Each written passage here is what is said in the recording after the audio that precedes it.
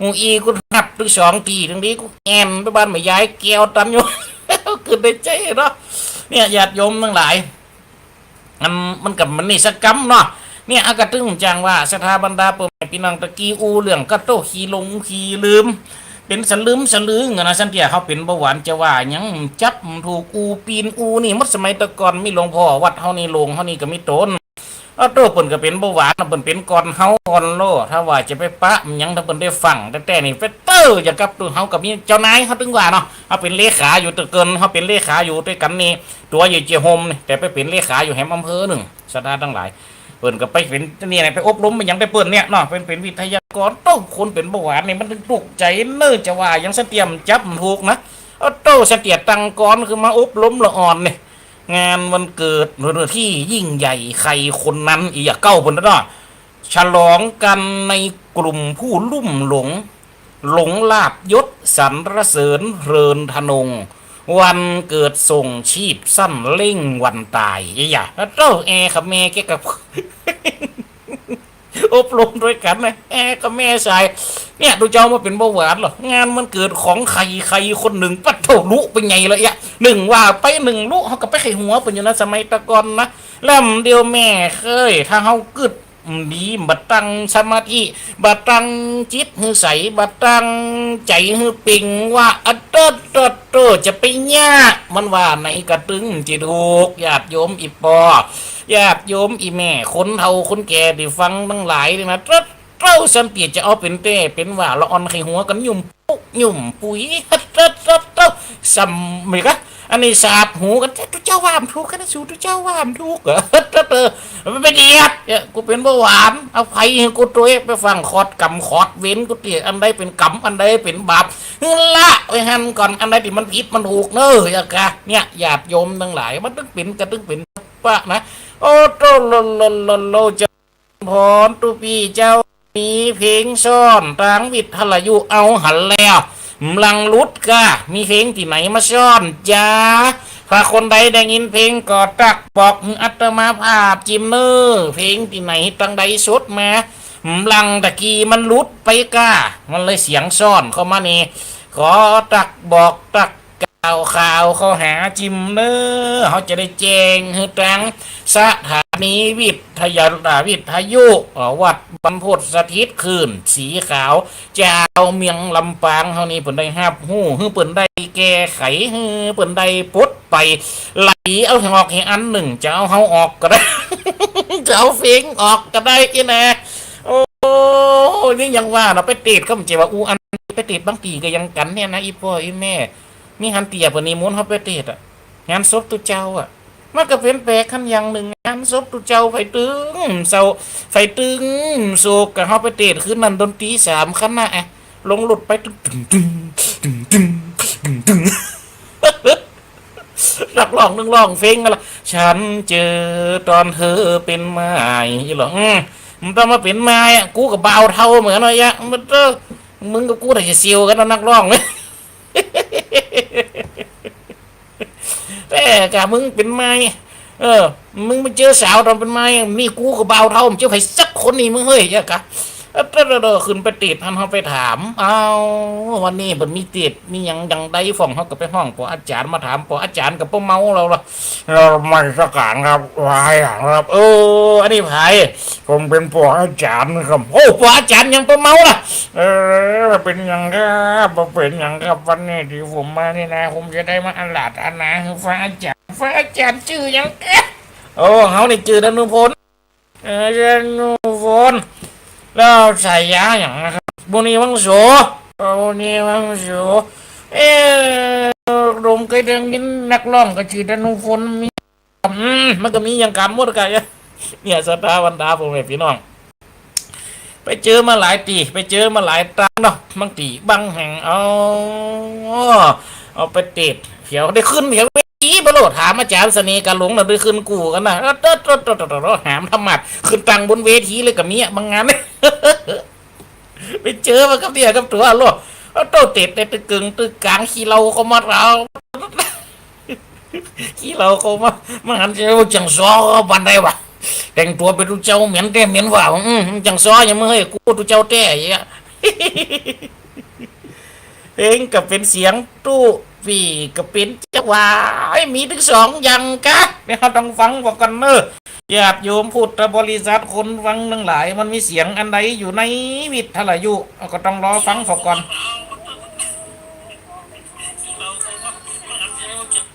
แม่นแต่เอ้ยมีเสียงเข้าในหันแต่ฟังก็ดีฟังเอาเรียกเอาเนอะคนใดจะฟังเพลงก็ฟังเพลงเนอะคนใดจะฟังเทศก็ฟังเทศวันนี้อันสองอย่างเนอะสองระบบนะวันนี้นะพอเพลงยุคเก่ามันซ้ำมากัดเดินเถิดชาวไทยถึงมีมันหรอเดึกแล้วคุณสัพพะนะเพลงนี่นะที่จะชดมาเนี่ยเพราะฉะนั้นสถาบันดาผมไม่เป็นน้องเดี๋ยวนี้มีเสียงด้วยกันที่สองอย่างนั่นผุดโหรายงานโยมแม่พิษสมัยสีเทพตำรงเจริญพรโยมแม่เจ้ามีเสียงเพลงกับเสียงเทศเด้อแม่นแต่มีขึ้นกู้อะไรทุกเสียงเพลงเสียงเทศลูกแม่จะฟังเสียงเทศเด้อฟังไม่ว่าฟังฟังเสียงเทศเด้อพากันเด้อนั่นเราเป็นเสียงเทศเนาะจะเริ่มพรขอบใจเนอะ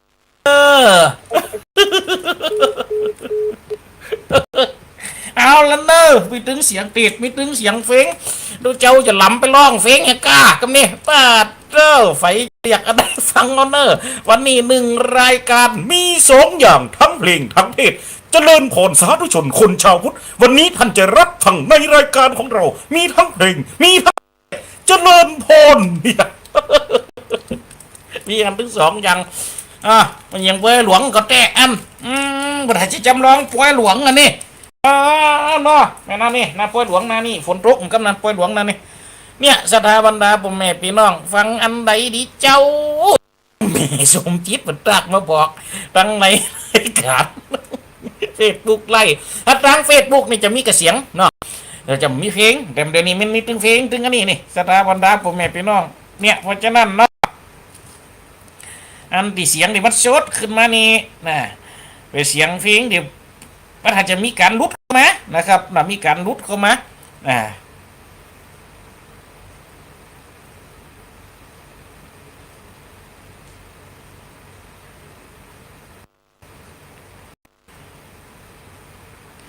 เดี๋ยวก่อนกำตักบอกตั้งฉากเทคนิคบนกันตักละโยมมันตักก็มาคนว่าจะจ้างฟังอันนี้คนจำลองป่วยหลวงอย่าเนี่ยอย่างเอี้ยนี่คนจำลองป่วยหลวงก็อย่างเนี้ยทุกเจ้าติดกระติดไปมูติแห่ของวัดก็มากระมงตุ่มมงมาแล้วโอ้ยมาแล้วว่าปัดทุกเจ้าปฏิติดจะได้หาโดยตั้งติดหรอมาทีนุจนาดน้องแม่มาทีลาแม่ไปอยู่มาไปอยู่ทางใดแม่เจ้าขอ12ควรแม่เจ้า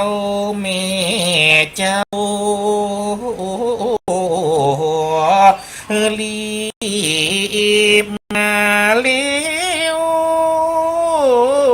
มา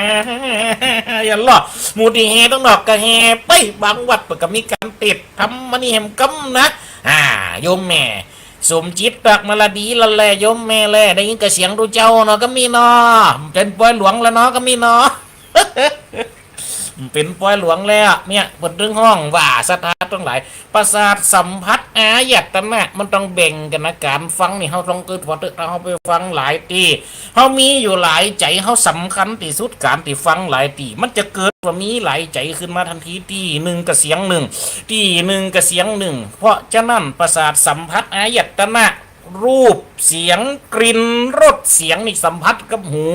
เมื่อได้ยินเป็นสองสำเนียงเมื่อได้ยินเป็นสำเนียงอะไรก็ตามที่มันม่วนเนี่ยได้ยินสำเนียงอะไรก็ตามที่มัน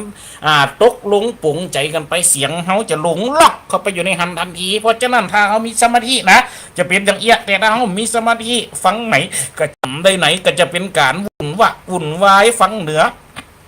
บ่เป็นไตฟังไตบ่เป็นเหนือฟังแน่ก็บ่เป็นหลังฟังหลังก็บ่เป็นแน่สุดท้ายฟังก็จำได้ซับจับเนื้อความก็จำได้มันก็จะกลายเป็นเสียงที่ว่าบุญวะบุญวายขึ้นมาทันทีเพราะฉะนั้นเมื่อเขารับรู้หู้ได้การฟังจับได้ในเกิดสำเนียงสกัดทบหูกำอูกำจ๋าได้มาเป็นเสียงมันก็จะเป็นสำเนียงผูกพันขอเจริญพรคุณโยมจ้าคุณโยมไพศาลรัตนวงศ์กุลเจริญพรจากคุณโยมนะว่าจะนั่นการที่เขาได้ฮับได้หู้เนี่ยมันเป็นภาษาสัมผัสอายตนะที่เป็นปันเขาก็เป็นอายตนะตังหกฮัลโหลสถาตังหลายเพราะฉะนั้นการที่เขาได้สัมผัสฮับหูวันนี้ก็เป็นตัวทดสอบตัวหนึ่งนะที่เขาฟังวิทยุไปตัวระวังตัวเจ้าเตดนี่มันมีเสียงเพลงสดเข้ามาความจริงก็ได้เป็นเกิดติดตู้มันหัวมันเกิดในจุดใดเพราะฉะนั้นตีมันออกไปเพราะฉะนั้นมันก็เป็นตัวหนึ่งหรอกที่มันเป็นตัววัดใจฟอลล่อสถาจะฟังที่ไหนระวังฟังเสียงตัวเจ้านะนุฝนโมนีวังโส กับฟังเสียงของยังนักร้องโลกมันก็เนี่ยวันตะกี้คืนวิทยุผมได้ออกไปสองเสียงเพราะฉะนั้นตะกี้ฟังคนปกบอโทรมาหาตุออกมาสายได้ซ้ำอาจจะขอฟังเสียงตุเจ้าแหวไปกระวากเงาหรอตัวเขาจื่นใจขึ้นมาจัดมากนะ มีกำลังใจตุเจ้าไทยคนเป็นเบาหวานคนนี้แล้วสถาทั้งหลายเพราะฉะนั้นสถาบรรดาพ่อแม่พี่น้องเนาะเนี่ยก็ยังกับดูเจ้าฟังแต่เจ้าหลวงพ่อกับไปเข้าโรงพยาบาลเพราะเราเป็นโรคหอบหืดอัตมาภาพกับไปตะกี้แหมเอาไปโรคมาไปหับยาก็เลยได้หับยักซีนไปเบาหวานหมอบอกก็เลยโอ้หลวงพ่อเป็นเบาหวานนะเจ้าหับยาวัคซีนไปเลยเจ้าวัคซีนอย่างหัวเขาก็ถามวัคซีนอย่างนี้ไข้หวัดใหญ่เจ้าป้าโตมันปวดก็กับปวดเจ้ามาถึงเอาหน่อยแต่มันกำเจ็ดนักจะเข้านิ้วเดียวเจ้าเอาไปฝอเอาประกาศหน่อยเดียวแต่ตั้งเขาเก้าแขนนี่จืดตัวยาเข้าไปเขาก็หู้อยู่หรอเข้าไปในเลียดจืด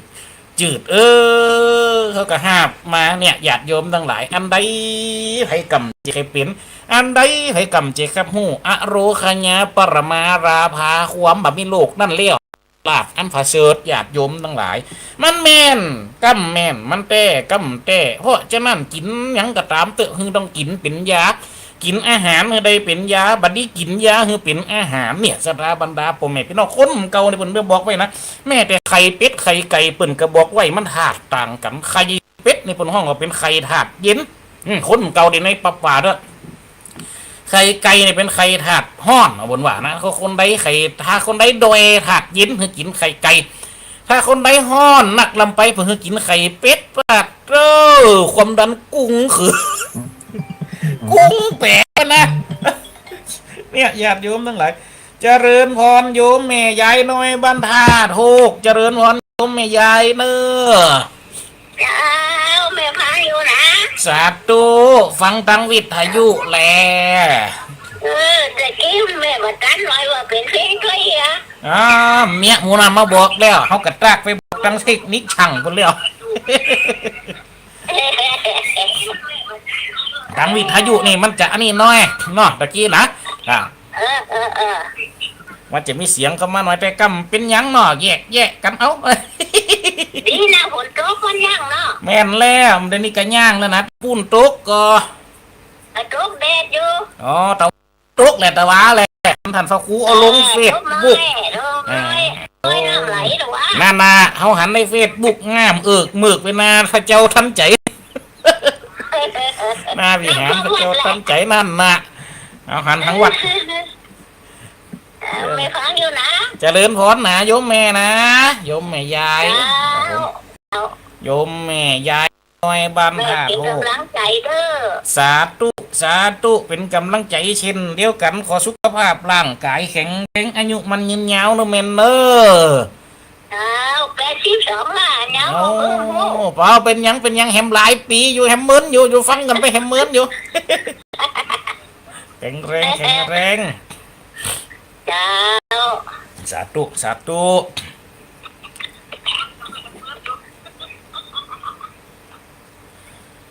อันนี้ก็เป็นคุณโยมแม่ยายน้อยบ้านท่าโหกนะบ้านคนเมียงห้องตาโหกอยู่หรอคนนะอันได้ตักถาม มาโทรเข้ามาอูมาจ๋าตั้งสถานีเปิดฟังตั้งวิทยุนะตะกี้เปิดยังได้ฮับเสียงที่มันเกิดไปพร้อมกัน2อย่างอยู่นะญาติโยมทั้งหลายเพราะฉะนั้นศรัทธาทั้งหลายการเป็นมันเกิดขึ้นมาแล้วเขาก็ต้องทำอย่างศรัทธาทั้งหลายทำจิตทำใจให้ฮับอยู่ด้วยมันครับใดศรัทธาบรรดาพ่อแม่พี่น้องอย่างกับอาตมาว่านะความมันกระจัดสลึมสลือนะคนเป็นเบาหวานนี่นะมันใจว่าโอ้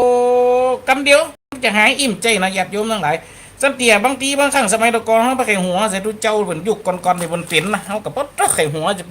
เป็นสลึมสลือเนี่ยยังจับถูกหลอดตะกี้เขาก็เอาเห็นแล้วไปถึงปุ่นเขาไปเสาะหาจองอยู่ไหนหลังรถกับมีหลังเบาะกับมีคนขับรถตุปีตัวไปเลยเนาะกับหูกูกับกำคือมันกระด้างกันหันตุปีกำมาอยู่โตไปเสาะปุ่นกับมีจะเป็นลงเตียวไปจ้ะนะเทียมหยักตะกี้เขาว่าจองมันเป็นจองกันน้อยๆนะจองมันกันไงสถานทั้งหลายเงามาสักศอกเนี่ยศอกปลายศอกปลายสัก2 ศอกเนี่ยถึงกันถึงดามงอดิงวงมันนะเป็นว่าไปไว้ที่หน้ารถปุ้นหน้ารถที่มันหลังกระโปรงรถนะเดี๋ยวมันจะมีขอบต่อกันระหว่างหน้ากระจกกับกระโปรงรถนะป้าเธอเอาไปไว้หันจุ่มอยู่ในหันเขาก็ไปหันใส่แม่คือเตียวไปฟอสุดเสาะจองดิหงนะอันนั้นทำไมมีเป็นว่าอยู่ที่หน้ารถเฟ่โอ้อาจเจริญพรคุณโยมปีเนอะครับคุณโยมปีเป็นคณะกรรมการวัดตักก็มาเปลี่ยนเวลาเอาพอดีเป็นการเพิ่มวันออกนะครับปีครับโยมปีนะครับพอดีออกวันศุกร์กับวันอาทิตย์กับวันพฤหัสนี่ออกดึกไปหน่อยแต่คืนนี่นะครับไม่ได้ออกสักกำนะครับวันนี้ออกเวลาตั้งแต่16 นาฬิกาจนถึง17 นาฬิกาพอดีนะวันนี้นะครับแล้วก็อันวันติดนะก็จะออกเวลาเดิมนะครับวันติดถึงจะออกเวลาเดิมวันนี้นี่ปัจจุบันนี่ปั่นกันเฉพาะสถานีวิทยุนะครับคลื่นสีขาวเช้าลำปางเขานี่ออกอยู่3 วันนะครับเวลาดึกอันนั้นก็จะสวดมนต์ห่วมกันกับญาติโยมพุทธบริษัททั้งหลายเจ้าชะปราวาสสิทธัตถะสุโธธานาพระบิดาสิริมหามายาคือมารดาของพระองค์คือมารดาของพระองค์อันนั้นสวดย้ำดึกเอามาห่วมสวดการสวดสรพันยะครับ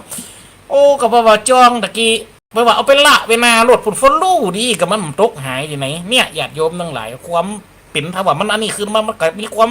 ลืมความหลงความสมิสปะสเปดญาติโยมทั้งหลายเพราะฉะนั้นดูแลตัวเก่ากันเฮือนี้นะสถาบรรดาพ่อแม่พี่น้องกินเข้าเป็นยาดีกว่ากินยาเป็นเข้านะผมนึกว่าแต่ถึงวันนี้อาตมาภาพกับโต๊ะกับห้าวกับเกิงอ่องมององมือวะเนาะตุปีเป็นเบาหวานห้ามฮือเกิน200มื้อฮือคุ้มอยู่90พอดีเนอะเจ้าปาดโธ่ดิเลียมันนี่227ได้ปาดโธ่แม่ลังกึบหนักกำหนัก227โต้เมื่อกับเต้าศีลตุเจ้าบ่กะโอ้เนี่ยญาติโยมทั้งหลายแกเฮากันยังว่าเนาะไปกินญาติโยมเบิกกะเลี้ยงเป็นของที่เพิ่นเอามาเลี้ยงเป็นของที่เพิ่นเอามาถวายไปงานโดยเฉพาะถ้ายิ่งเป็นงานนั่นนี่งดหวานมันเค็มอย่าไปกระลุ้นลงกูตีกูตังลุ้นละลุงกูงานกูแหงอ่ะเขียนอย่างอันหมดงดหวานมันเค็มแล้วบางงานเขาลองเกิดปะเตอะปะเลี้ยงยังแกงฮังเลอย่าไปฟอดเตอะถ้วยเดียวกับแกงฮังเลน่ะมีหันหมดกูรสชาติน่ะตึงหวานก็อยู่หันอ่ะตึงมันก็อยู่หันอ่ะตึงเกมก็อยู่หันอ่ะป้าโตหวานตักก็ใส่กำปัดโตลิ้นตึงสาบยังนี่ก็หวานยังเดียวก็มันนี่3 จั่นกับโลหมูโอ้โตจอนยักษ์เส้มปุยเนี่ยตักเสปากก็ไปแล้วโลเลี้ยงเพนโตเกมก็มียังฟ่องมาจนเตี่ยมาในรูปแบบของแกงฮังเลปุ่นมาด้วยกำกีกะปิปุ่นมาด้วยต้มจืดปุ่นจืดปุ่นนายหรอต้มจืดเนี่ยจางจะเลอะไปจะกินหวังมันก็ต้องปรุงมีรสมันก็ต้องปรุงมีชาติแล้วมันกินตัวเจ้านี่อย่างกับคนบ้านเนี่ยเจ้าอย่างกับวันนี้เพิ่นมีนี่เพิ่นก็เลี้ยวอะไรแล้วตัวเจ้านี่ตรงตึงตำบลนี่มนเจ้ากินของเจ้าได้นะเจ้าต้องปอดเจ้าโดนเดียวไปตึงตำบล กินของกูบานรสชาตินี่ฮันมดกูสิงกูยังหลีกเลี่ยงยากอยากโยมทั้งหลายเนี่ยเพราะฉะนั้นสถาบรรดาพ่อแม่พี่น้องเนาะอันนั้นที่มันหลีกเลี่ยงได้เฮาก็หลีกเลี่ยงไว้ก่อนนะอนามัยเบิกอารมณ์นรงค์จุ๋ยเหลียเสียงเตี้ยดึงวันนี้มาภาพกันไปวันนี้กับอันจุ๋ยเหลียฉีดวัคซีนไข้หวัดใหญ่ฟรีนะได้เสียงตังสักบาทปกติทุเจ้ากับได้เสียงอยู่แล้วสถาบรรดาพ่อแม่พี่น้องเนาะกูสิงกูยังเนี่ยสถาทั้งหลายอย่างกับที่เฮาในฮับในหูตะกี้ถ้าเฮาตามใจปากจะเป็นหมูหุ่นว่าสถาบรรดาพ่อแม่พี่น้องมันจะเตะกำเตะมันจังจะแม่นกำแม่นโดยเฉพาะอายตนะทั้งหกที่เฮารับรู้หูหันกันตึงวันนี่เฮาต้องกึดทอสถาทั้งหลายมันเป็นองค์ขยบที่มันดำเนินไปด้วยกันนะสถาบรรดาพ่อแม่พี่น้องโอ้โหมันก็แม่นอ่ะหำเต็มได้กำอะไรยังไปกำไปสัมผัสแทนมือนี่กำเต็มได้กินมันคือยังกินคือปากกินเต็มได้อิ่มยังอิ่มต้องอิ่มเต็มได้ทายมันคือยังทายคือกลมันทาย ทายแล้วมันปุ่นมันไปสั่งไอ้ที่กำเขาใส่ปุ่นเป็นฟูมาล่างนี่สถาทั้งหลายมันเป็นตัวที่มันไปด้วยกันนะเป็นองค์ค้าพยพอย่างกับคนเขาเนี่ยการเป็นการสถาบรรดาพ่อแม่พี่น้องโดยเฉพาะวางนี่เขาก็มีเหตุการณ์หลายสิ่งเหตุการณ์หลายอย่างที่มันเกิดขึ้นพอข่าวสารบ้านเมืองอาตมาภาพก็มาเปิดพอตั้งเฟซบุ๊กน่ะเฮาสันเตียกับหันเป็นตีกูหน่อยอกมองใจเป็นตีกัดอกกัดใจเขามาพอข่าวบางเตียบางครั้งวัดหอยแหนเขานี่กับมีทีวีเนาะเขาก็ติดตามข่าวพอตั้งอย่างตั้งเฟซบุ๊กของเฟซบุ๊กก็เหมือนเปิดเตืออย่างกับวันนี้เขาก็มาเปิดตอนที่จะเข้ารายการเนี่ยแล้วนี่วางก่อนกับได้เปิดมาเปิดวันนั้นเขาไปหันสีข่าวที่เกิดอย่างสถาบรรดาพ่อแม่พี่น้องอ๋อแต่ยมแม่มือมีแผลตั้งแข้งตั้งขาอันนี้หมอก็บอกขนาดนั้นก็ถึงวันนี้ไปไหนใส่ถุงตีนตัวห่อนปันห่อนก็จำเป็นได้ใส่เกือบเปิดก็มีเกือบคนสำหรับใจเบาหวานเห็นประมาณหลังเขานี่ก็ยังแค้นไงไปเสาะสึกเกือบที่มันล้วนๆมาใส่เนี่ยเขาทำตามกฎปะนะจะลึกคือบนกำได้จะไปเอาไปตามกฎปะนะเนาะเนี่ยเหนือมันอยู่กับมันมาอยู่ที่เขาล่ะเขาก็ต้องอยู่ให้มันเข้าไปสลัดกันออกได้หูมุดเราคือพอเตอร์สถานทั้งหลายจะออกได้หูเนาะก็ยังว่านะสถานทั้งหลายเขาก็มาฟอข่าวว่านั่นกันรถไฟกับรถเมล์จนกันก็เนี่ยมีคนตายตั้งแต่คนก่อนโหเขาไปหันกับไปตินนะโศกสลดโหดหูหัวใจแม่นก็สถาบรรดาพ่อแม่พี่น้องโศกสลดโหดหูหัวใจพอไปตำใดมีกับคนห่ำคนให้เอามาพอเนี่ยก็ไปตีปึ้งที่เพิ่นได้ว่าไว้สถานทั้งหลายทำบนนึงอูไว้กาวไว้หรอการจักตายมันเกิดขึ้นในตลอดเวลานะแล้วก็ตั้งลำปางเราก็มีการเกิดการผ่าแหมป่ากับหลานไปลบอยู่ห่มกระหังเก่าไม้เมืองศพปราบเนาะผ่าลงมามรณะกำเจียนจากปัดผากไปถึงกูเนี่ยสถาบรรดาพ่อแม่พี่น้องวันนี้อาตมาภาพก็จะตั้งปลายนี่เขาจะมีการเตะทับมือกันได้ฟังอันนี้พอมีคนบนขอเขามานะญาติโยมทั้งหลายมีคนบนขอเขามาคือตัวเอาเตะคือกำหนึ่งทำติตัวเอาจะเอามาว่ากูเตือนนะเนี่ยเขาจำได้เขาจังหุมว่ามีอยู่ตอนหนึ่งอาจารย์เสน่ห์กระหลงกระตึงว่าเนาะอาจารย์เสน่ห์กระหลงกระตึงว่าการจักตายไผ่หูใดฟ่องตายหมุ่ยไขวัดไอฟ่องหัวใจวายรับฟ่องกระจิบปวดทรมานอันนี้มันมีอยู่ในบทธรรมที่ชื่อว่าปุ่นจำดีเหรออันนี้ก็ขอออกเบิ่นเพิ่งออกชื่อนะครับขอบอกว่าเป็นปนแหนคนนึงเนาะที่เปิ่นได้จังฮือลูกฮือหลานเปิ่นฟังกูเดียวเนี่ยนะเปิ่นกับห้องลูกห้องหลานเปิ่นมาฟังด้วยท่านตัวเจ้าได้ติดเปิ่นท่านตัวเจ้าได้อูวันนี้เอาง่ายเวลามาออกความจริงเปิ่นขอวันติดปุ่นละนะไม่วันติดปุ่นละเปิ่นขอตะคืนละกันหนึ่งอะนะครับแล้วยังว่าน่ะตะคืนตัวเจ้ามาบัดตันนะครับเพียงมาถึงปุ๊บโอ้ไปเสียงเพลงหูเปิ่นออกแล้วแหละเขาก็เล่นออกสักคำอียังตะคืนทั้งบ้านเขากับฝนตกฟ้าห้องเนาะอำเภอเจียวโฮมห้องนี้นะกับฝนตกฟ้าห้องแกกับโฮก็อยู่ในกุฏิก็ดึงว่าปนนั้นฟ้าห้องฝนตกดับบ้านเขาห้องกระย่างกันบอกมีเลี้ยงไข่อูนี่ยังไข่ตัวเอาทำคุกนั่นมาติดที่ตัวเอาจังว่าด้วยอาจารย์สนีการหลงฟองนะอย่างปุ่นก็ไปฟังเขาที่ไหนหูเขาก็ถามไปฟังที่ไหนปุ่นว่าเคยได้ฟังแล้วนี่นะเปิดกระติดตามเขาอยู่ญาติโยมทั้งหลายเขาก็เอามาว่าจัดมันในรายการในสันเตียบางครั้งบางทีเพราะฉะนั้นไปขอเขาติดตะคืนแหละตะคืนในห้องมันได้ติดซักกำเลยจะเอาทำผูกนะเอามาติดในขณะสตาบรรดาพ่อแม่พี่น้องได้ฟังชื่อว่าทำชีวิตเหมือนสายน้ำนะ แต่งโดยอาจารย์อุดมศรัทธาคุณนะศรัทธาบรรดาพ่อแม่พี่น้องซึ่งเป็นธรรมบนห้องว่าธรรมวัดทำนองธรรมวัดระบำลำปางของเขาเนี่ยศรัทธาบรรดาพ่อแม่พี่น้องเนาะเขาจะได้มาเทศน์ให้กันได้ฟังเขาจะมาเทศน์ให้กันได้ฮู้นี่ศรัทธาทั้งหลายก็เป็นคนเปิ่นได้ขอมานะเพราะฉะนั้นวันนี้มีการอาราธนมธนาใช่ยังห้อมตังนะโมนะก็ว่าตังเฮียนะเขาเนี่ยจะดอนะครับเป็นเวลาแห่งทำป่ายเนี่ยทุกเจ้าจะเทศน์ให้ฟังเป็นทำติ่มเหงาเป็นทำที่ใจสำหรับเทศน์งานศพงานสากชงสักการทั่วไปเนี่ยญาติโยมทั้งหลายนะแต่มันเป็นคติทำได้ดีขนาดนั้นก็พอดีเปิดก็ขอเข้ามาเพราะฉะนั้นเขาเลยยกเอากรรมขอของปออาจารย์ขอแหนนเนาะที่เปิ่นได้ขอมาน่ะเขายกเอากรรมนั่นมาเป็นกรรมอาราธนาที่เปิ่นได้โทรมาเมื่อตะคืนนี้ในเวลา2 ทุ่มนะครับ2 ทุ่มเดี๋ยวขอนาฬิกาเปิ่นโทรมา2 ทุ่ม 41 นาทีเปิ่นได้โทรเข้ามาขอทำผูกนี่เขาโยกเอากรรมบทบาทนี่เป็นกรรมอูกรรมจ๋าซึ่งทำที่ตัวเจ้าได้ยกมาก็เป็นการเกิดขึ้นแห่งชีวิตและไหลเลื่อนเคลื่อนไปมันอยู่ที่เฮานะญาติโยมอีพ่ออีแม่ตั้งหลายจะเอาฝากอย่างไว้กับศาสนาเพราะฉะนั้นขอเวลาตั้งป่ายเหลือไว้นี่20 นาทีจะได้เตะทำผูกนี่ให้ศรัทธาบรรดาพ่อแม่พี่น้องได้ฟังนะนั่งฟังนอนฟังอันนะโมตัสสะภะคะวะโตอะระหะโตสัมมาสัมพุทธัสสะนะโมตัสสะภะคะวะโตอะระหะโตสัมมาสัมพุทธัสสะนะโมตัสสะภะคะวะโตอะระหะโตสัมมาสัมพุทธัสสะอัปปะกินจีหังชีวิมาหูทีรติสาทาโวตุลาโสตุจานาสะปูลิสะตั้งหลายตั้งยิ่งใจหนุ่มเท่าลูกหลานตานเต้าตั้งเจ้าภาพเก่าผู้ปิ่นเจ้างามพร้อมโดยวงวานพี่น้องเจ้าบ้านเอิญจะปากด้านจังจวนกันมาออกบ้านเกหาอยู่ไกลตุกเหนือออกไตมารวมทำบุญนึกถึงบุญกุล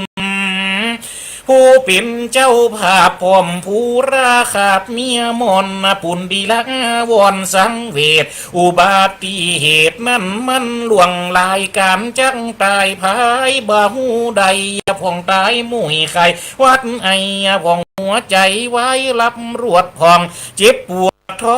รมานบืดหนังบืดการมาห้องให้ไหนต้องปุ่มใสเป็นโลกมาเล่งอยู่ตึกวิราชมาจุราชคุมเหงมีแผ่วล้นเก่งมานบอกนาละมีเงินหล่นฟ้าเป็นล้านเป็นแสนขอไทยโทษแทนชีวิตอยู่ใดอย่าไปยาหมอไตจูปริญญาสัปารุกานั่งนาเตรียมคอนทุ่งเหล่าร้อนเวทนาหลวดม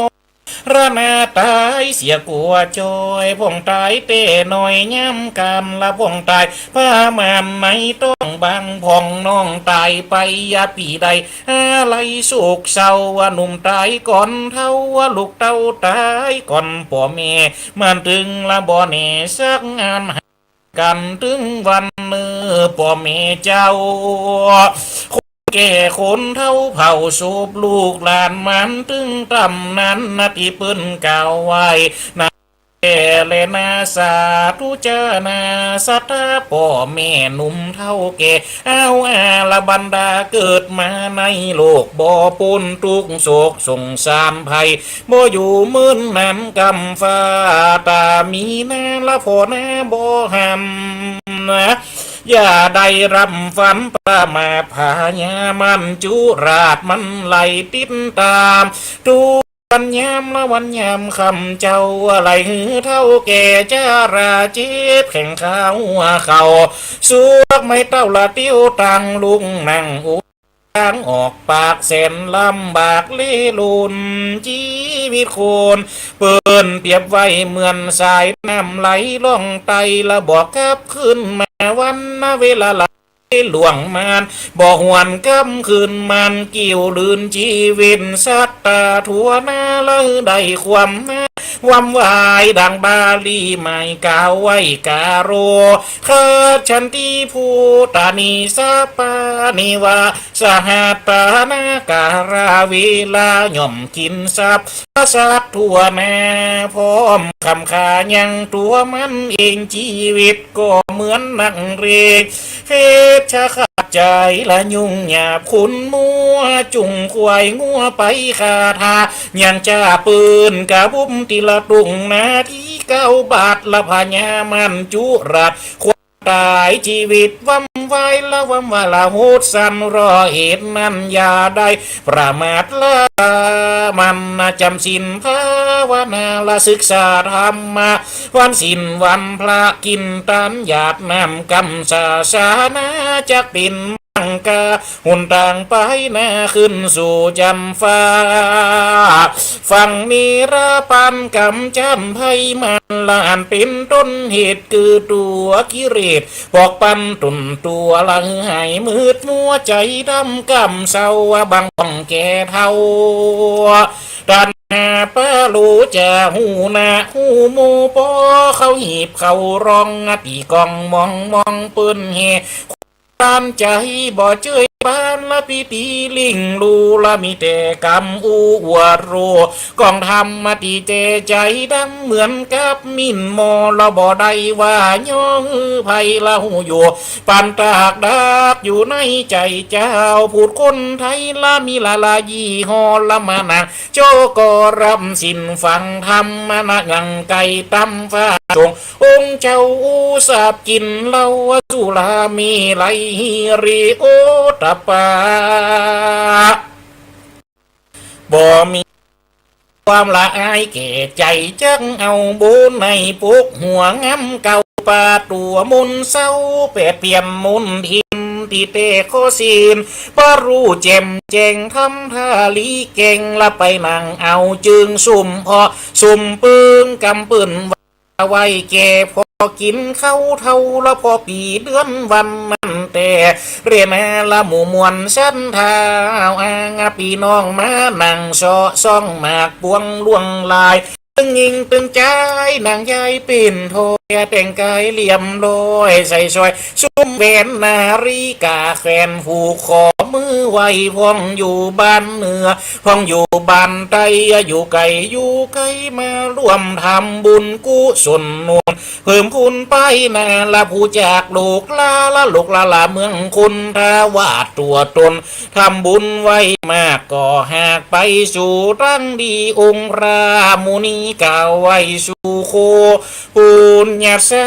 อุใจโยงความสั่งสมบุญนำมายังซึ่งความสุขบาดทุกเดือดร้อนกระทำบาปกรรมมาสารกับซ่อนตุกยำน่วงคอนตุยไปละทำดีชั่วร้ายบอกหายไปในติดตับตุยไปอย่าจัดนี่จัดหน้าขออุปป้ามาฮึงะพออุ้ยแม่ป้าใดหูใดหันเกิดปัดละจุบันละตึงวันนะโอขาดกาคายอุบาทนายาบายาอีเกิดรุกกาลีละตัวเมืองตัวบ้านละบะบัวบ่ยานกฎหมายบ้านเมืองจับยับเนืองละก็ตึงบ่ยังประมาทพลัดพลังอยู่คงตารังอุยคังละโชการำให้องค์พระที่ไว้กาวไว้สับลูกไตย่อมปิ่นไปต่ำกำมันบ่ลุงลำละลืมเจ้าละบ่ได้เมื่อเจ้า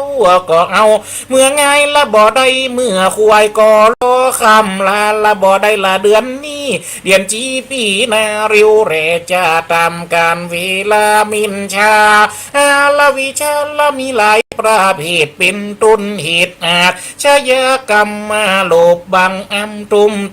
ลวงหลอกโคนพวกหลอกนอกใส่ในดำบ่มีศีลธรรมสร้างคอกุดกุ้งช่อหากินย่างเดียวดินในโลกบ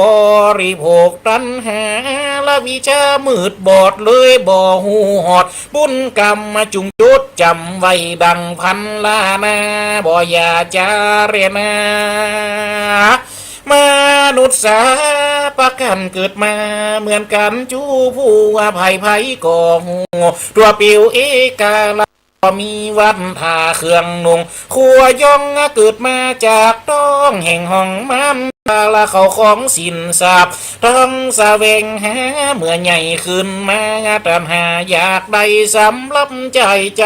เมื่ออยู่เป็นคนละเลี้ยงชีวิตละอย่าหือตุ้งจนละคำตีอดทนละขยันมันสร้างมือเปิ่นอวดนางต่างดีละบ่ลักบ่รีบ่หนีภาษีบ่เบียดเวียนขี้ละพี่น้องเจ้าบ้านสามาอาชีพบ่กลัวผ่านยานถูกต้องทำน้องกองทำละมีเงินมีคำบ่ฮ้อนบ่ไม่เลี้ยงต้องใส่ชีวิตอินทรีย์มีรถจ้างมาหาเส้นทีตายไปเป็นพี่ด้วยไปบ่ได้ยอมจาราไว้ละเป็นของสาธารทำบุญกินตานฝากไว้ไปนาเมื่อยังแก่กาละแก่กาแข็งแรงนะบ่ได้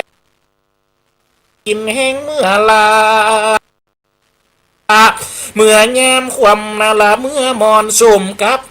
โอ้ยข้าวซอยว่าไว้มีเงินเหลือใจลูกหลานละบอกกินบ่ตามฝากไว้ไปนะหวังเพิ่งลูกหลานไปรุ่นปุ่นลาก็ไก่ปั้มว่าขอบฟ้าเขาเอาไปถือใจสื่ออย่ามากลับมาคำคาราวีเหมือนตกนรกตุกมอนาจีมากวนมาขี่เข้าของโอดเสียงหน้ามองเหมือนเมียงตุงเวตานาปิดละวันลาลำโลกแสนวิมปะโยงสุกาเขาเอากายาเนื้อตัวกระดังละมานอนลังงังแง่แก่เบมือโบยังตื่นติ้นไปสักหน่อยเงินบาทเงินร้อยเจ้าแหวนเงินคำมีแต่ต้นทุนมีแต่ต้นทุนละผลบุญบาปกรรมตีใดถูกทำมาเมื่อยามก้อนกี่มานำจักเจียไปให้ไปดี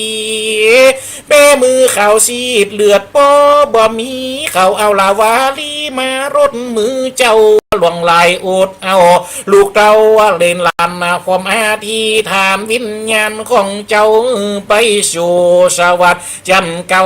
วิมานคำใดหันอยู่เป็นประจำปิดสนาธรรมเลือกแบบเนื้อเจ้าเอาตัวอีกับพอแม่สดาบรรดาพ่อแม่พี่น้อง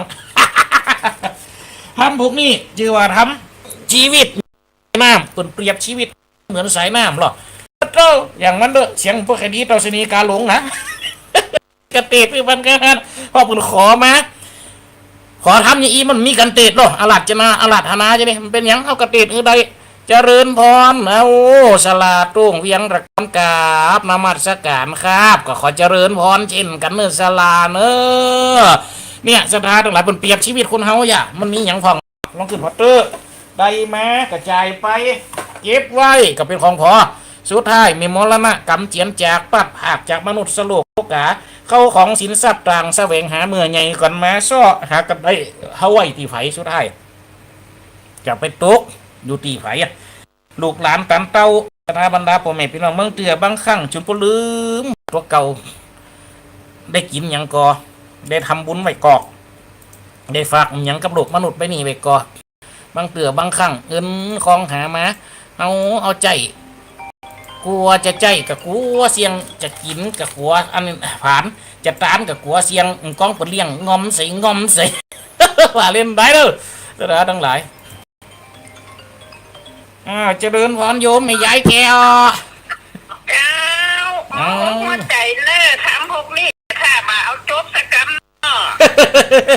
โอ้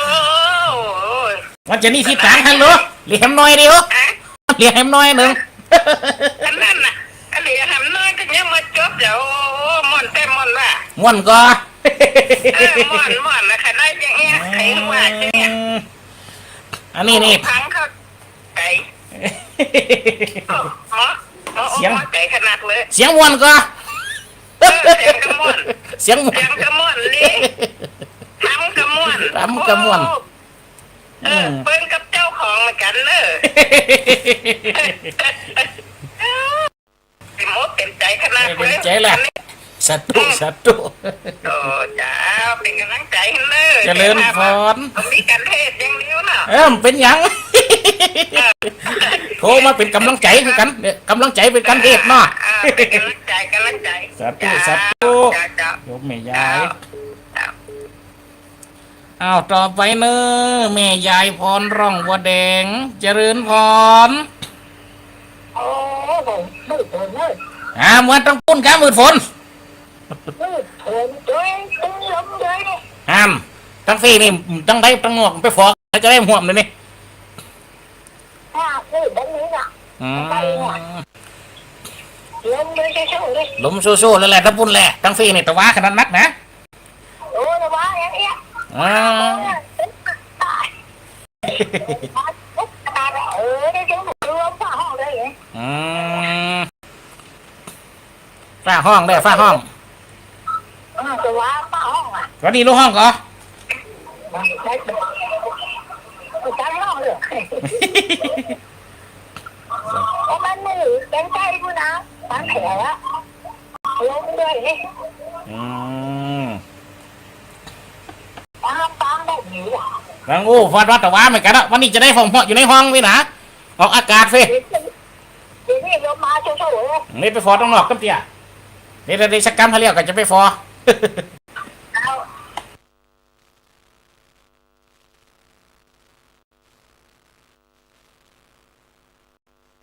สา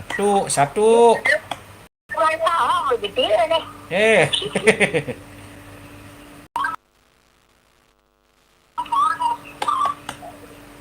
สาธุเนอะอันนี้ก็ไม่ยายพรมาบันล่องวัดแดงโอ้เข้ามาถ้าพูดเป็นฝนเป็นลมถ้าจะได้ปิดก็ระเบิด เปิดกลัววิทยุก็ฟ้าแม่ยังก็วิทยุพวกนี้กับเอาเล่าถึงมนต์เหมือนกันสถานต้องไหนเพิ่นได้แต่งไว้มีอรรถรสมีสำเนียงเสียงที่เป็นสัตตะเสียงที่มันได้เกิดมีเสียงอ่อนเสียงหวานมันอยู่ที่ตู้เจ้าติดเล่นมันจะติดเข้าไปแห่งกำสถาบรรดาพ่อแม่พี่น้องที่บนโต๊ะเตะมันจะเล่นเขาไปแห่งกำใจยังสถานต้องไหนที่ให้เกิดซึ่งยังคือคนฟังได้ม่วนอกม่วนใจไปอันนั้นสถาบรรดาพ่อแม่พี่น้องทั้งหลายมันจะเป็นตัวที่ไปอันนี้ได้ว่าแม่ในจุดนี้นะแต่เนื้อหาของมันมันว่าเขาลองฟังเอาทีกันมากันไปก็อยู่ได้100 ปีก่อนนั่นก็สถาบรรดาพ่อแม่ต้องเคียงกันเอาทรัพย์เอาสินเอาสิ่งเอาของเอาเงินเอาทองมาไว้สุดท้ายใจสักกี่ปีครับก็ทุกสิ่งทุกอย่างเกิดขึ้น